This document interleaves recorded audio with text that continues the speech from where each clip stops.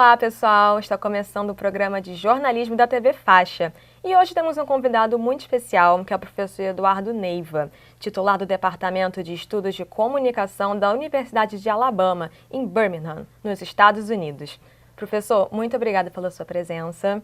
E vamos começar então com uma pergunta sobre o seu trabalho mais recente, de 2013, que é o Dicionário Ruais de Comunicação e Multimídia, que é um dicionário que reúne mais de 7.000 verbetes sobre tudo relacionado ao universo de comunicação. Como é que foi o processo de fazer esse dicionário? E se o senhor pudesse incluir algum verbete em 2016, qual seria esse verbete? A primeira chance que eu tive para escrever foi o Antônio Weiss que me deu, que foi acadêmico, já morreu. Eu era novo, tinha 20 e poucos anos, ele me convidou para escrever um verbete chamado Tipo. Muito tempo depois, mais morto, o Instituto, já com o nome dele trabalhando, me convidou para fazer o dicionário. Eu recusei, da primeira vista. Recusei porque eu não entendo, não sei me meter a fazer uma coisa que eu não sei, mas aí tinha gente me ensinando. Aí eu fiz a seguinte coisa, eu falei, não, eu vou ver o que eu escrevi em 1970 e poucos, não, você nem era nascida, 1970 e pouco, eu vou ver o que é que eu posso usar. Sabe o que é que eu posso usar? Nada. Porque tudo o que era dito como verbete em 1972 desapareceu, que era tipografia a chumbo, não se faz mais isso. Aí eu tinha que, por exemplo, ficar prevendo, eu previa o que vai acontecer no futuro, quais são as determinações do meio de comunicação. É um trabalho intelectual muito grande. Além do que, foi um trabalho de redigir, né? Demora muito tempo para você produzir um livro, muito. Demorou uns 3 anos. Uma das coisas que eu sempre fazia quando o livro estava em processo, antes de ser impresso, era rever coisas, porque tudo acontece. Vou te dar um exemplo. Livro impresso, eu fiz um verbete sobre a Amazon. A Amazon estava mudando, saindo de ser uma livraria e transformando-se numa loja geral. E eu tinha o nome do dono da Amazon. Ele está lá, aparece ele, conta a história dele, a luta dele, etc. e tal. Aí aconteceu o seguinte, quando o livro estava pronto, ele comprou o Washington Post. Teria que, a cada 3, 4 anos, o dicionário fosse revisto por completo. O dicionário é uma coisa estranha. Todo mundo pensa que o dicionário importa aquilo que você põe. Não é verdade. O dicionário importa aquilo que você tira. Porque não há, precisava, todas as palavras de comunicação, apesar do livro ser grande, 7.000 entradas, 700 páginas, milhares de verbetes descritivos, foi um trabalho grande. Tem partes dele que mudaram, as coisas mudaram, tinham que mudar. Por exemplo, uma coisa que eu faria hoje, eu daria muito mais ênfase a streaming, a técnica de streaming, que na época já tinha, mas não era tanto. Depois o que aconteceu foi que o streaming de mensagens digitais, elas acabaram mudando completamente o quadro da comunicação. Eu teria feito um verbete maior. Mas tudo é uma questão de você achar a proporção devida, entendeu? Falando em jornalismo, qual é a sua visão sobre o jornalismo atualmente e a sua visão sobre a tendência do jornalismo? O jornalismo precisa ser revisto.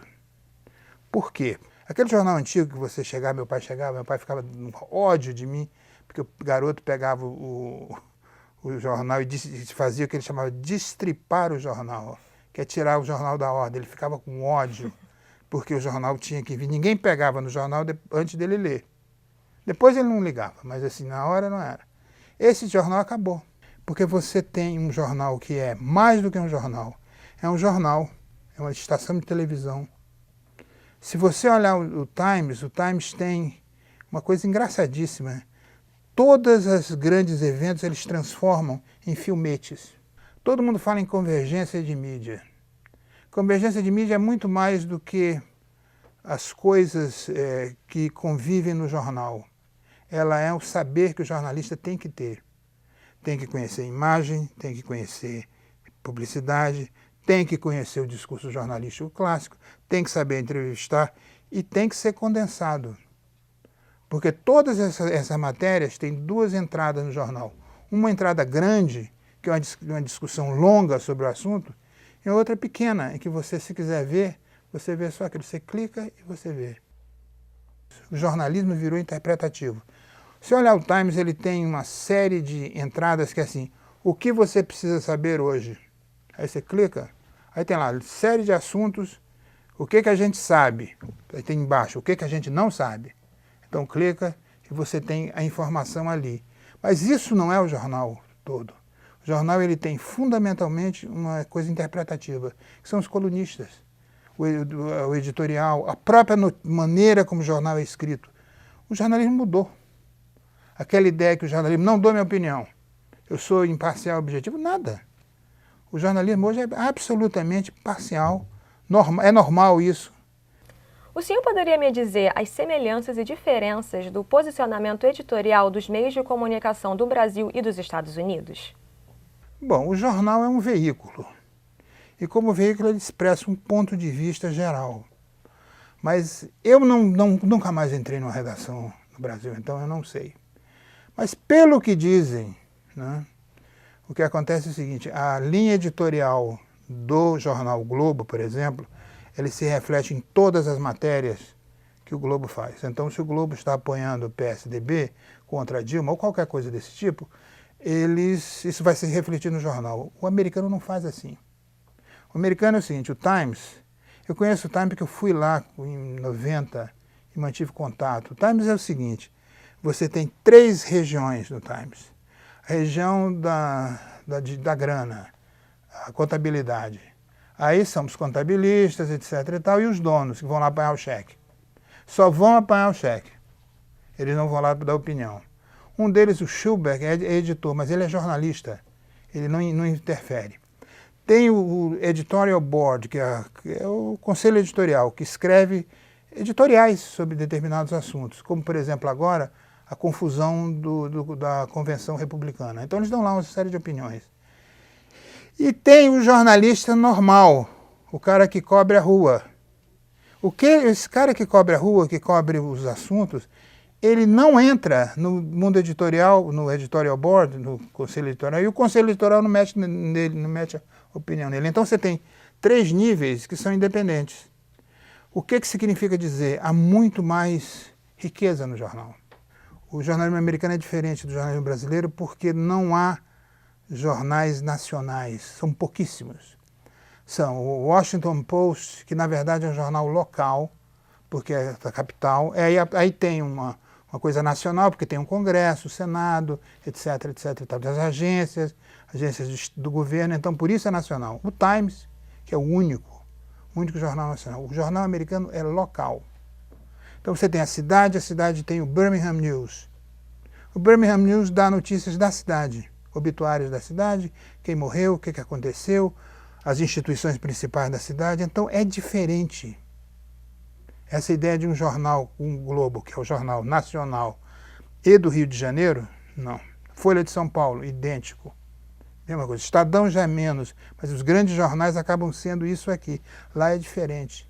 O que significa dizer que a localidade, a cidade, o estado, tem voz. Aparece os problemas, etc, etc e tal. E, para finalizar, qual é a linha de pesquisa que o senhor está trabalhando atualmente?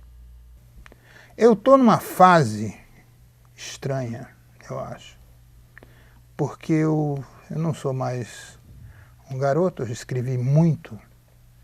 Eu escrevi o quê? 14 livros, 15, centenas de artigos traduzidos, etc. Não, eu não estou me gabando, não. Assim, eu quero ler coisas, pensar e ver para onde é que eu vou. Pode ser que eu não vá para lugar nenhum, porque eu também não acho que você deva produzir o tempo todo. O que vai acontecer eu não sei.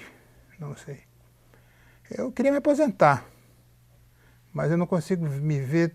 Eu estava conversando ali na porta, me perguntando como é que você se vê. Eu falei, eu não me vejo morrendo nos Estados Unidos e não me vejo vivendo aqui. Aliás, é uma horrível, né?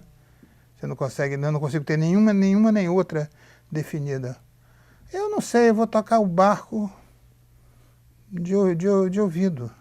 Há uma nova geração, entendeu? Meu filho é professor da faixa, então é engraçado. Eu encontrei ele faixa da PUC, onde eu também trabalhei. Então eu fui um dia encontrar ele na PUC, aí ele marcou um encontro, eu subi para a sala, aí quando eu estou andando na PUC eu estou pensando, Eu conheço esse corredor. Claro, eu tinha dado aula no corredor, né? Aí cheguei na sala dele, estava ele lá dando aula. Aí eu olhei assim, eu falei, eu dei aula nessa sala. Aí uma pessoa virou para mim e disse assim, pô, mas que legal. Que nada, parece um obituário, você está lendo o seu obituário. Você sente que você está saindo do mundo e outras pessoas, no caso, meu filho, está tomando lugar. Como tem outros também, né? Ele não é o único, mas eu estou dizendo que isso é normal. E virar uma nova geração. Aí espero, não quer dizer que vai acontecer, que todo trabalho feito não seja inútil.